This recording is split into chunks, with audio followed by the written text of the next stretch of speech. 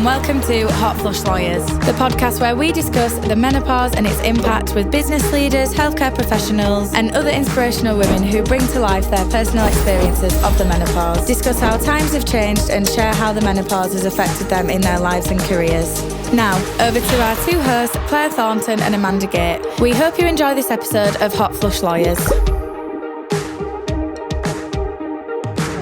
Okay, hi, welcome back to Hot Flush Lawyers from me, Clare Thornton, and Amanda Gait. We are lawyers from Thornton Jones Solicitors in Yorkshire and talking all menopause and professional lives and effect on women, etc. So today we have a lovely guest. Hello, guest. Shelley. Hello, ladies.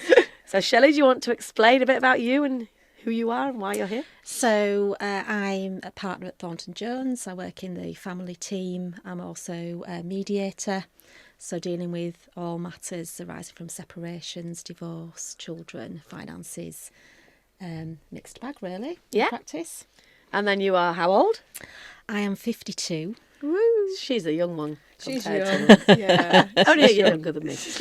And you've got children? Got two children. One just graduated from university. She's 21, and my son is 18, and he's doing an apprenticeship. Both still at home.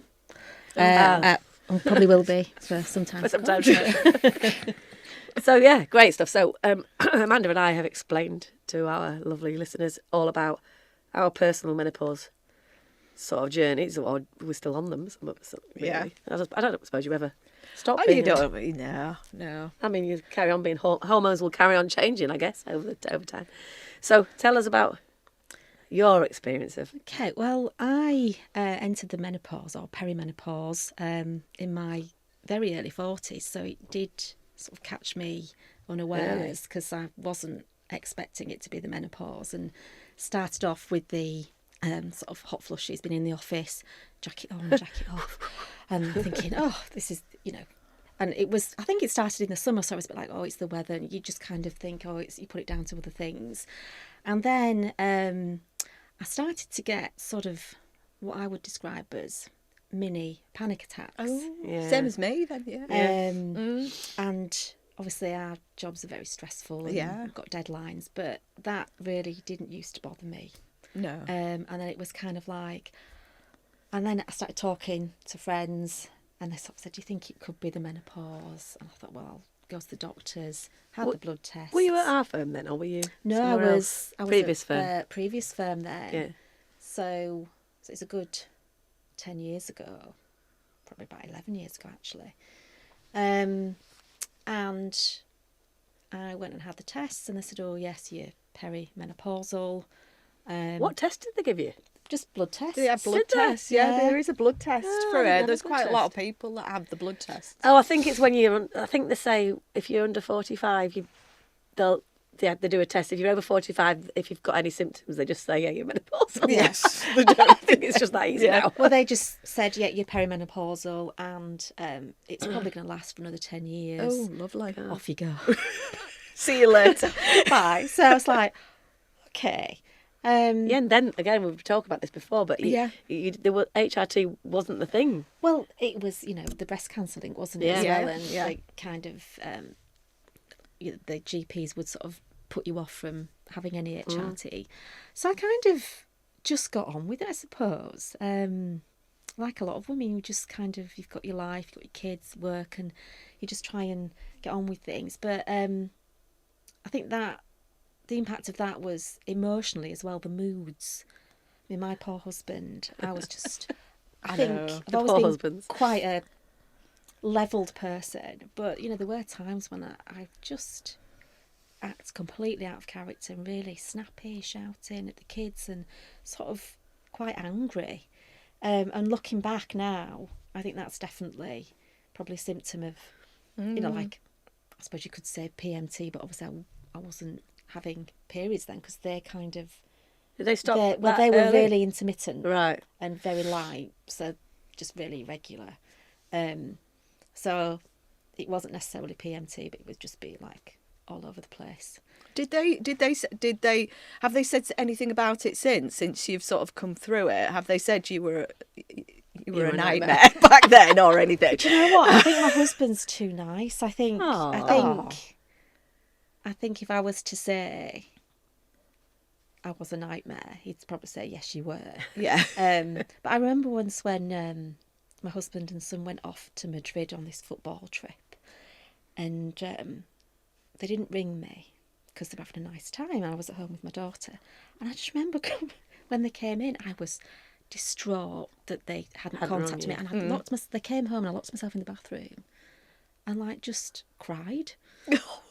And just really irrational. Yeah. But, you know, just that kind of being able to control your emotions and just being kind of all over the place. And then you kind of think, what did you think at the time? Did you think that you were menopausal, or did you just think they were in the wrong and they're being yeah, awful to me? It was Is all that their what? fault. Yeah. Of course it was. Yeah, it wasn't anything. They should have just rung me. There was no self-reflection, really. Hindsight, I can reflect now. Yeah, of course. But at the time, it was like, you awful people leaving me here, and you know. But other than that, the physical symptoms haven't been too bad for me. It was just the hot flushes, and I haven't. There was a bit of weight gain, but I made sure I do a lot of walking and stuff. So, in terms of other symptoms, I've been quite lucky, I guess, really. So just the. Did they stop then your hot flushes? They probably. Are you on HRT? No. No, so you've never been on HRT, I've never been on right? HRT. I did sort of go back to the doctors, and my practice said, there's a text message, there's some information, go and have a look and come back when you've decided what you want to do. Whereas I would have found it more helpful if they'd have said, right, these are the options, these are the pros and cons. Yeah. And, you know, Yeah. I think this How is long ago probably- was that then, though, that you did that? Was it quite a while ago? It's probably a couple of years ago. And I've just kind of got on with it. So you definitely post-menopausal now then? Yeah, must be. So when did you last have a period? I know it's very I personal. can't even. But more than remember. because it It's took 2 2 years. years. yeah. You've got to be It's- 2 years it's- frame. So you It's were 5 you were quite years. early then, really, Yeah, to be. It's over 5. It could even Oh, be 7 really? years. Yeah, Wow, guys. So you're Yeah. definitely the other side of yeah, the hill. yeah. Look at you. When did you start to feel better? Or do you not even? Does it not even register? I don't think there was that line where Yeah. one day I woke up and I thought, wow, I feel. I think even now I do get tired, and I think it's about self-care now, isn't it? And trying not to overdo things. I mean, 52 is still relatively young, but I think. It's very young, Shelley. Well, course it's it is. very Very young, young, isn't it? but you know, it's just kind of looking after yourself and not, you know, professionally. I say this, and I need to practice what I preach, really. But we've all got busy lives, and you know, you've got to take that time out sometimes just to say, I need some time for myself, and you know, to relax, and you know. How do you think it impacted you in your job? Did it? Can you, looking back now, can you think, actually, do you know what? That was... Oh, yeah. I think days I would just say, I can't do this job. I can't do it. Yeah. And this voice inside my head would say, I just can't do it anymore. And, you know, you'd have peaks and troughs of, it's, you know, when things are relatively, not quiet, but steady. And then if something's stressful, because obviously, because of the territory of this job, you do get a lot of pressure, deadlines, and that would cause sort of panic. Absolutely. And even now, I would say that sort of doesn't go away. Yeah. And the confidence, when I look back as to how I was like late 30s, even early 40s, I think the confidence isn't what it was. And I don't know whether that will come back. Do you do anything in particular to overcome if you're feeling like that? Do you have sort of ways of dealing with it? I kind of, what did I see on? I went on some networking, and there was this lovely lady who was talking about breathing. Oh, yeah. Was it the 7 in, 9 out, where you take your deep, a shorter breath in and a longer breath out? And I only went on that the other week, and I've tried it out, and that is amazing. Oh, really? Yeah. 7 breaths in. So shorter breaths in. I think you can do different counts, but you take a breath in, We're all but doing it. your breath out is longer, so you sort of. to do it now. So it's No, like, it's very quiet. We're all doing it. so if you, We'd have to stop speaking for long enough to breathe in. so if you count in, so you sort of. And that's like a relaxation technique, is it? Yeah. Do you do that? Repeat that, do you, a few times? That's very similar to that technique, though, for going to sleep, isn't it? There's something like an 8, 5, 7 or something where it's a breathing technique, and I've never got to the end of it because I'm always asleep by the That's brilliant. Yeah. By the time you get to the, it's a pattern, and you breathe a breathing pattern that you do, and it relaxes you. It's the and I've never got to the end of it. I've always gone, but I've never had any issues with sleeping. I could sleep. I've got sleep here. Yeah. Sleeping's still a problem for me.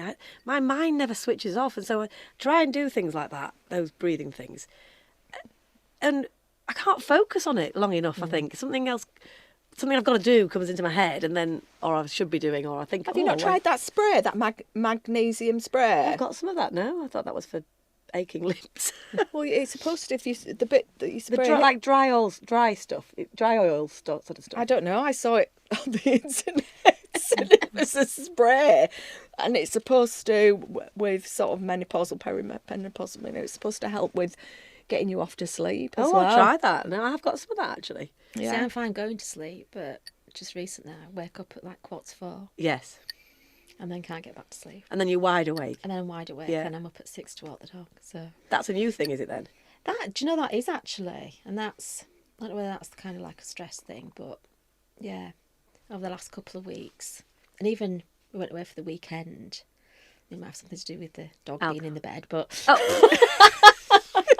thought you were going to say the alcohol. That's my week. No, that's just my weekends. Yes. You see, I get really bad hangovers. Always have done, but I think during menopause it's worse. I think that's You've just got to persevere, Shelley. Yeah. You've got to try harder. You've got to try harder. So yeah, we went away for the weekend, and even then, I was sort of waking up and then sort of going to back to sleep. You know, it's like, I've got 2 hours now. I need to go back to sleep. Oh, that's the worst bit, isn't it? Oh, and then because it's still dark at 6 o'clock, I'm sort of looking at what time is it? But generally, the sleeping thing's been okay, apart from when I had the hot flushes, when it was obviously duvet on, duvet off. But that was only a relatively short period for you, then, by the sound of it. I mean, it's because it's so long ago now. So we're talking you can't 10 remember. years ago. I can't actually remember. And that's another thing about menopause, the memory thing. Oh, well, yeah. That's been non-stop. So, yeah, I should have kept a diary, really. But my mum's 73 or 4. She still gets hot flushes. She's never been on HRT, but that's the one symptom. Night sweats, should I say, rather than hot flushes. She wakes up drenched still. So it must. I mean, you're just lucky. I guess. Everybody's different. I mean, there's so many symptoms, isn't there? Yeah, there are, and I don't think everybody always realises what. They don't always connect the symptoms that they're having to the menopause, because they can be so varied. We were talking in another episode about shoulder. I've got friends who've had left shoulder pain or arm pain, and they've been thinking it's a heart problem, and the doctors have thought it's heart problems and sent them off for, heart checks, and it's been. Their hearts are fine. It's the menopause. Yeah, it's crazy. So you don't really know sometimes what's a symptom. Have you had an experience? We were talking on another podcast about court, because we were all family. All three of us have been family lawyers in the past, and going to court's part of that, and the stress of that, and the memory thing. Have you had any sort of experiences in court where you've thought, this is the menopause? Yes, actually. I thought you might have done. I mean, I'm not in court a lot these days, but I can recall when it's relatively recently where I would say probably just went blank. You know, when you come out and you think, why didn't I say this, this and this?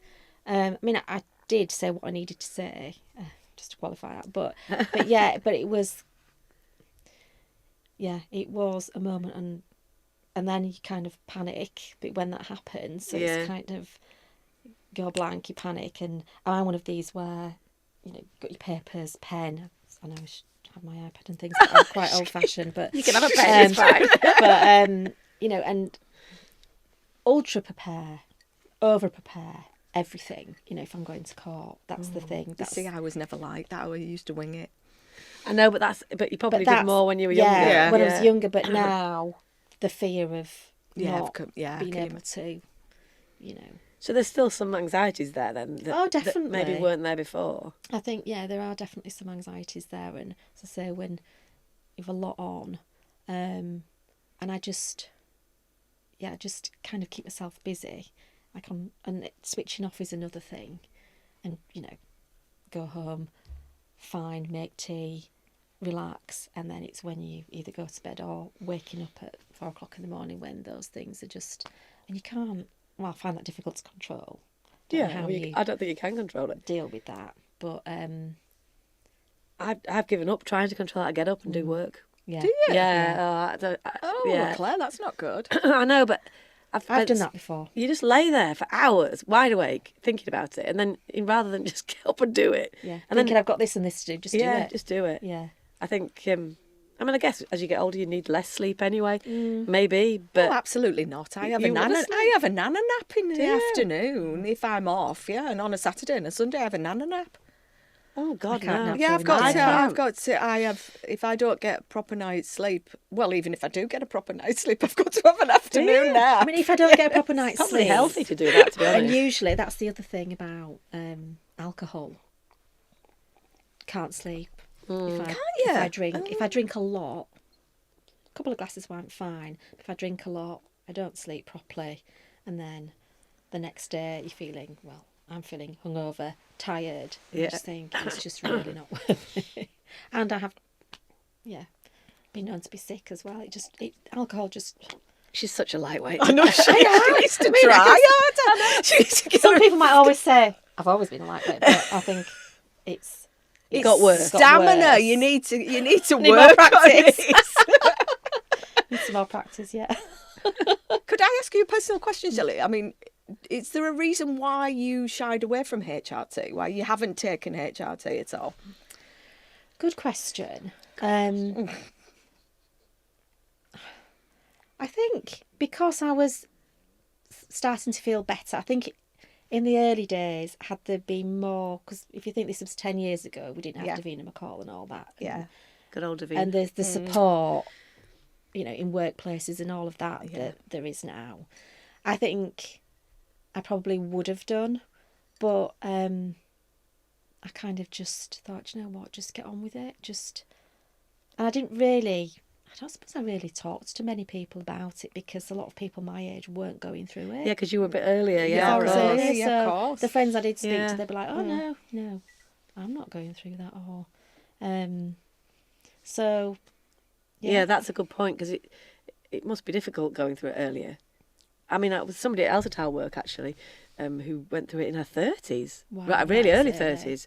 I won't name names, but that I think we were talking again in an earlier podcast about the support network that you build up with other menopausal, perimenopausal women that now is so much more commonplace. But 10 years ago, I don't think it was there, and I think there probably was a little bit of stigma.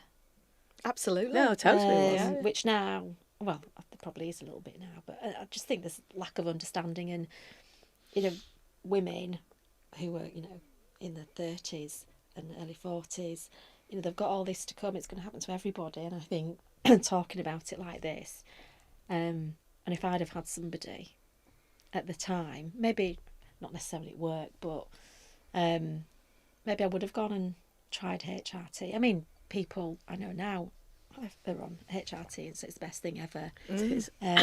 We're big fans. I suppose it's not too late. It's not It's not because too I late. started HRT after I'd gone into menopause, so I hadn't had a period for probably about 2 or 3 years.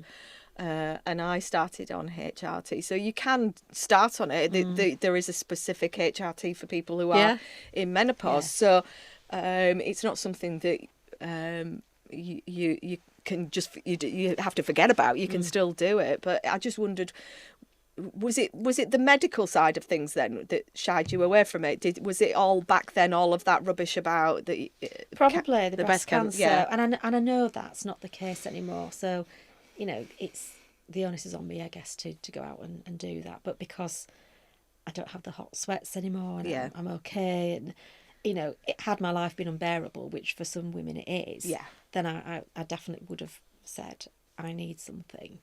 But there's also, it's interesting to me because you said then before about you've just got to get on with it. And I think that that's something that women of our generation have, you know, we've fought so hard to be viewed as equal in the workplace and to be, you know, to be successful. And so there is an element of that, isn't it? That I've got to get on with it. And I think it's good now that that's faded a bit. I think being on HRT is totally acceptable now, and you don't have to get on with it. You know, you can just take the HRT, and I don't think it helps everybody completely, but I think it helps women quite significantly. So we sort of don't feel like that anymore, which is great. But because you went through it so early, maybe felt a bit differently about. I do have friends who are not on it though, who have that still feel. Because it's not medication, is it? It's hormone replacement, so it's a hormone. It's natural, and I think it's natural. If I'm honest, there is that kind of, what am I actually putting into my body, and what might be the side effects? And because obviously, if you read all the small print, there are with some HRT side effects and things, aren't there? So I guess I've always been a bit like that. Medication. But medication generally, you're probably the sort of person that doesn't take medication for things.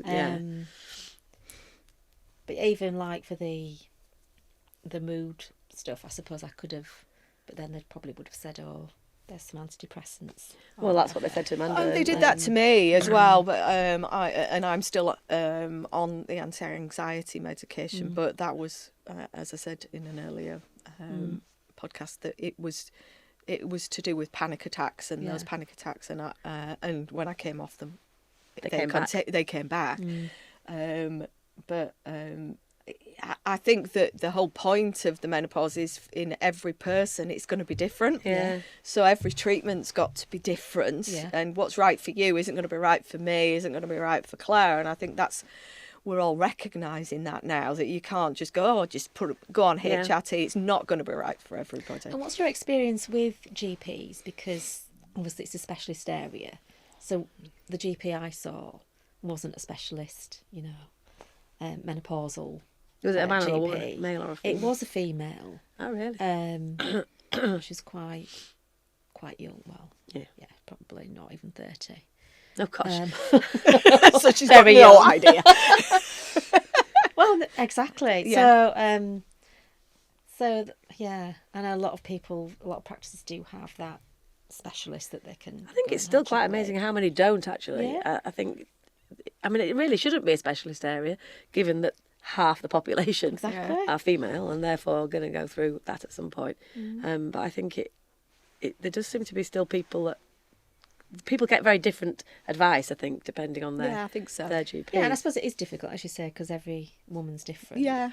I mean, I felt that my GP, he was perfect for me because of my personality. He was very much, you're in the menopause.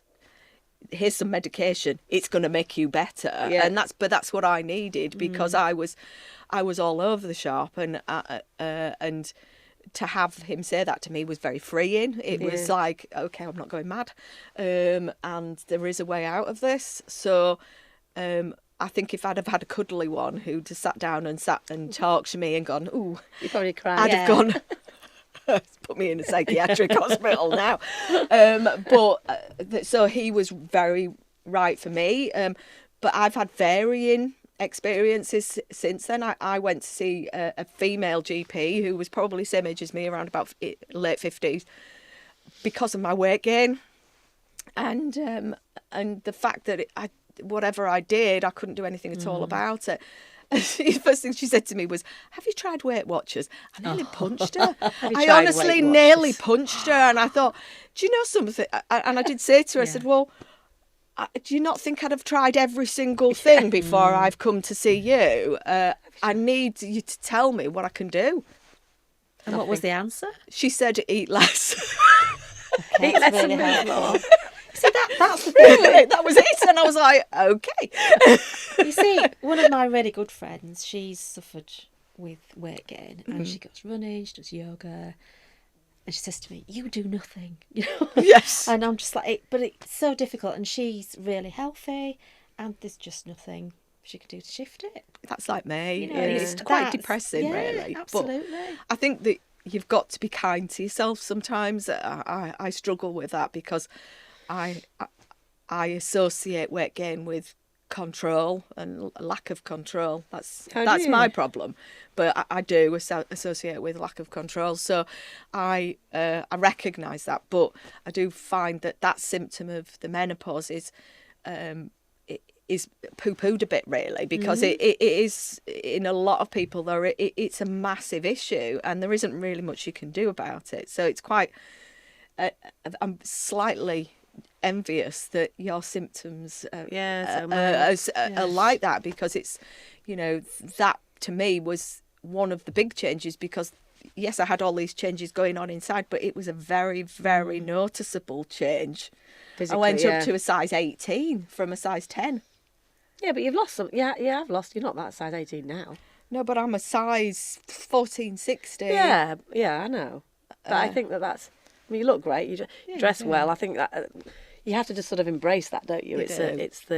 We're none of us going to be as slim as we were when we were. But that's awful. We've had children and all sorts of stuff. It is awful. Getting old, Amanda. I've got a belly that laughs at me. Just got to get. Don't be going to Turkey. Oh no, don't do anything like that. I had to explain to somebody at work the other day what turkey teeth meant. Really? Yeah, she'd never heard of it. Oh well. I'll tell you what worries me, this slimming injection. Yeah. That people are taking, and I know people that sort of my age that are doing it. Do you? Well, I know one person. Yeah. Don't name names. No. It's fine. Which kind of. Does it work? Oh, do you mean the one? Yes, I know someone that you've taken it and it stops you having an appetite. Yeah. Yes, I do know people that have taken that before it was, because it's now legal, isn't it? As in, it can be prescribed, but it's supposed to be for people who are morbidly obese, not absolutely. just menopausal women that don't like the belly fat. I don't think it'd do any good for menopausal women. It's that middle. It's the middle bit here that you grab a hold of and wobble. Yeah, I've got a friend who's always had a really slim tummy and a bit bigger thighs, and she's developed a belly that she's never had in her life before. Yeah. She's one of those things. Embrace your curves. Look at the pre-Raphaelite women; they're always very chubby. Chubby, that's terrible. Yeah, they were chubby. I've always been a bit of a chub. But don't you think, though, that it links into the confidence element, because your confidence does get knocked back during menopause? And I think one of the things that we touched upon before, but I don't know whether you've experienced it, Shelley, is this confidence in professional life, and especially that confidence in court that you would have had. And I mean, you're a mediator. You need to be really confident. Has it impacted there? I think the mediation is easier because you're not being confrontational with them. They might be confrontational with each other. Yeah. But not with me, and I can... Do you want to explain what mediation is in case people haven't heard of mediation? So, mediation is for separating couples where they sit with me, the mediator. I'm completely impartial, and they can try and resolve family finances or child arrangements in a neutral setting. I do a note afterwards. We usually have maybe 2 or 3 sessions. Basically, can talk about anything in an environment that's safe, and I basically help couples try and listen to each other and find some common ground and work forwards, and by giving them information about the court process sometimes, or about the impact of separating parents, of their behaviour on their children, research and things like that, to help them see it from a different perspective as an alternative to going to court, which is the buzz thing at the moment. Trying to keep things out of court, it's expensive, takes in many months to resolve, and it's a quicker and cheaper alternative to going to court. So I don't feel that that's stressful, not as stressful as being in court, and because it is confrontational, it's an adversarial system. So when you're there with an opponent, you are arguing your case, and it does depend on who the other solicitor is. I'm very much, let's try and sort it if we can. And I think the confidence in kind of being very argumentative I think that's maybe gone a little bit. Yeah. Although I was in court last week and that wasn't the case.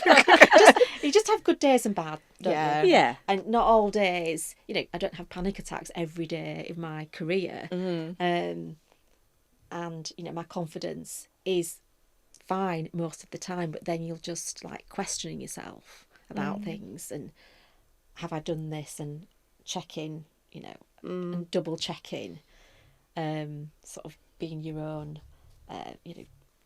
worst critic. I suppose, and I think it's quite interesting you saying that you felt that mediation, that you didn't feel a lack of confidence, because we're all mediators here, but we've done it at different stages, haven't we? So we're all at different times we did mediation. You really were a front runner, Clare, in respect of mediation. But I found mediation incredibly stressful. Did you? Oh my goodness me. And I think that's my personality, though, because I wanted to solve it.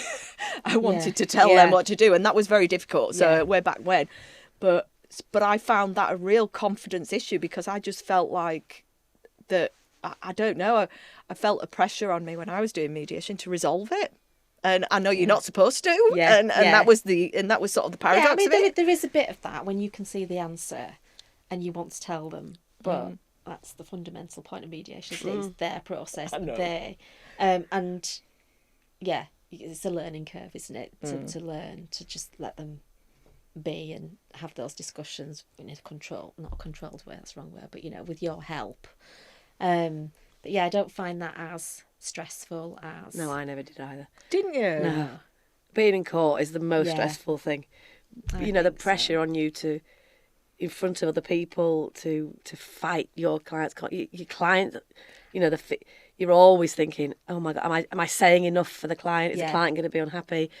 Am I saying the wrong thing? Am I saying the right thing? Whereas in mediation, you're more in control of the situation, because they're doing the arguing and you're summarising and supporting them, rather than taking one side over the other. But I think it probably is a personality. It probably is, and it may come from the fact that I was a criminal lawyer originally. So so that element was possibly easier for me. I mean, the thing about doing family work as well, and there's lots of articles out there, is you're dealing with people, and it's absolutely no surprise to me that you see middle-aged people getting divorces, because I think the menopause, midlife crisis, I think as it you're used to be right. called. I think that's absolutely right. And we're seeing a lot more of that now. And they're not going to put up with it, women, aren't they? Exactly. They're not going to put up with things that they used to put up with. So it's, comes as no surprise that you see people coming through your doors at that particular age and older. But I forgot where I was going with that. The menopause. That was the menopause journey. You were talking about the effect of menopause on relationships. I mean, that's a whole other subject, isn't it? Yeah. But you're right, and so you're dealing with people who are a similar age to you. So what I was saying was, people, who are separating, uncertain financial, might be having to sell the house, all these worries and anxieties that they have, and then they might be going through the menopause as well, and gosh, can you imagine that? And then they come to you, please fix this. So we're taking on these, people, their problems, and there is that, wanting to solve it, and I must help this person, I must do my best, and it's always, have I done enough? And you're their saviour in a sense, and there's a lot of pressure that comes with that, because you can't save everybody, and you've got to work within the parameters of the law, and obviously then fairness and what they perceive to be fair, and that's another podcast, isn't it? But the doing that for 25 years plus, that takes its toll, I think, on you as well. And then if you're going through the menopause and you've got those anxieties, and it does become difficult to sort of just take some time out and go, actually, I can't fix this. You'll get some lawyers that are just like, so we'll sort it, or false promises, or being really harsh. Go away. You're not going to get what you want. Let's look at it again. But it's that empathy as well that you have for the client that's sometimes quite exhausting. Yeah, absolutely. And you go home and you've taken It's just their exact. emotions on board as well as your own. You've got your own emotions to deal with. Yeah, I guess it's a difficult profession to be in, really, going through the menopause and being a family lawyer, which we've all experienced. I mean, Amanda changed her career, changed the type of law you were doing. And it was a massive help, to be frank, to take myself out of that constant conflict. That's it, isn't it? It's that constant conflict, and it's constant, yeah. Yeah. And that element of people who obviously come to you in crisis for what, and look to you to resolve it. And I felt completely and utterly emotionally drained by it. And I think I'd got to the point, certainly, and it'll have tied in with the menopause, where it was just, I just couldn't take another day of listening to that and that arguing and that he said, she said arguments. I just couldn't take it, and I didn't want to do that. And do you think there are lots of women out there probably in their careers, not necessarily the same career as us, but other professions that have just thought, I can't do this anymore, and probably changed careers or Stopped working completely. Yeah. I mean, that's what we've talked quite a lot about that, because it's. I feel really strongly, as an owner of a business, that there are so many women who have just faded away out in the background because of the anxieties and the difficulties they've faced. And it's so good now that, because of HRT mainly, but and other people that are people that have been prepared to pioneer the way and say, we need to talk about this. This is not right. It doesn't have to be this way. We know lots of them, don't we? But that's meant that women don't have to fade away anymore, and you can change your career. So, I think it wasn't so much dealing with the conflict for me; it was dealing with court that I found the most difficult, because that process puts people who are already in conflict even further into the conflict arena. The whole process is terrible. Then I became a mediator and went down that route, and an arbitrator, and different alternatives to court, so that, because I couldn't stand anymore seeing the impact, the cost of the physical, I mean the actual cost, financial cost of couples, but the long term on their families, and then adding to that, women going through the menopause, behaving possibly sometimes irrationally, let's be honest, with husbands who don't understand, which then all the pressure, and often with young children or teenage children who can be challenging in their own way. So, the whole mix of that has been hugely, I hope, helped by the talking about menopause, but also about women being empowered to say, I can get help for this, and I can continue with my career, and even if it does end, even if my marriage has ended for whatever reason, that I can go forward and meet somebody else again. Yeah, have that financial independence. Financial independence and some confidence. Yeah, which I think even with HRT doesn't always happen. Amanda's talked before about her issues with driving and her anxieties around driving. Have you had anything like that, Shelley, where you've... I've always had anxieties with driving. Have you? Well, yeah. You're not a very good driver. No, I am. Joking. I am, but if I have a choice... You'd rather not? I'd rather not. Particularly if it's a long distance, and I don't like if I go into new places, sort of in this job, I've been all over the place to court, and the stress of getting to court on time in a different city, one-way systems and sat navs are very big help to that. Yeah, but back in the day, back before, and then finding the parking and finding the court, all that, very stressful. But that's not something that's got worse. You've always felt like that about driving. Yeah, and to be fair, I don't do a lot of driving to court, really, that much anymore. I'm not in court that much. I try and, keep it out of court. Keep it out of court. I think for me now, I am sort of out the other side without HRT, but I've noted, Amanda, I'll have a think. You don't need to if you're not having any. No, it's personal choice, isn't it? I chose I chose to try it for various reasons, but if you're managing it and recognising the symptoms that you have, and it's being managed by other methods like almost like a meditative method with the breathing, etc., then those things, you know, if it's what works for you, there's no one stop thing, is there really? So no, absolutely. No, and exercise, as you just mentioned, exercise is, to me that's been a really essential part of getting through, well, not just menopause, I've always exercised, but I find it, I mean, it's quite incredible that I think of my friends,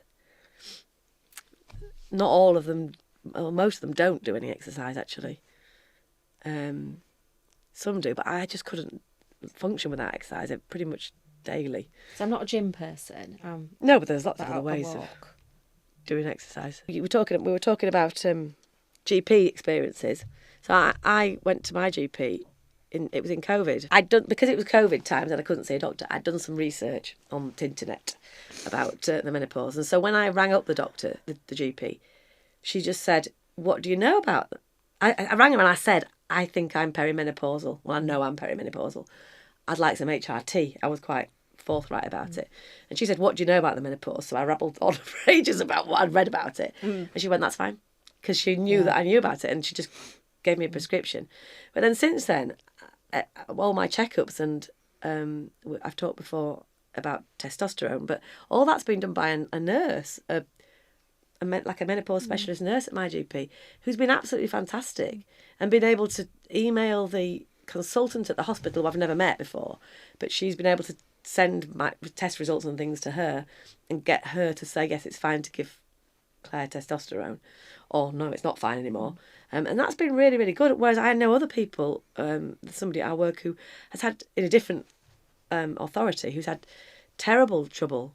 I mean, I think it took her about 1.5 years to see anybody about testosterone in particular. It's so difficult. Yeah, it is. In every local authority, you're going to get different trust services, and I mean, I have to say, when I went, and obviously I'd gone through the menopause, and I said at that point, I want to try HRT.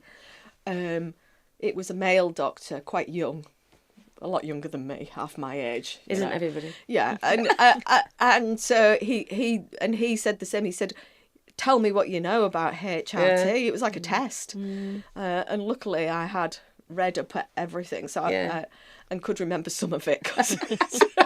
Some of it, but so maybe that's sort of like something that they do. That they will say to you, "Well, you tell me what you know about it, and what's the benefits, and what's the," to make sure that people are looking into it before going in, and they're not doing it for the wrong reasons, really. Our understanding there's a small risk about, as you said before, about any medication, there's a small risk. But I think that's quite a good way of doing it, isn't it, I suppose? But it does seem a shame that it's not more universally sort of dealt with, given the number of people who are impacted by menopause. I mean, it isn't just the impact on the women, it's the impact on the men in their lives that we've talked about lots of times. That's probably and their children. And its own. Get the men in. Yeah. Well, I think we should get the men in next time. Let's do that. There is a book out. Who wrote the book about somebody living with a menopausal woman? Yeah. Good luck for him. Yeah. No, I'm sure. He's taken his life in his hands. Anyway, thank you very much, Shelley, for coming and talking to us about your menopausal experiences. Thank you for having me. You're welcome, and we'll see everyone again soon. Bye. Bye. Thank you for listening to the Hot Flush Lawyers podcast. Please be sure to follow and share this podcast and join in the conversation on our socials. We look forward to sharing our next episode with you very soon.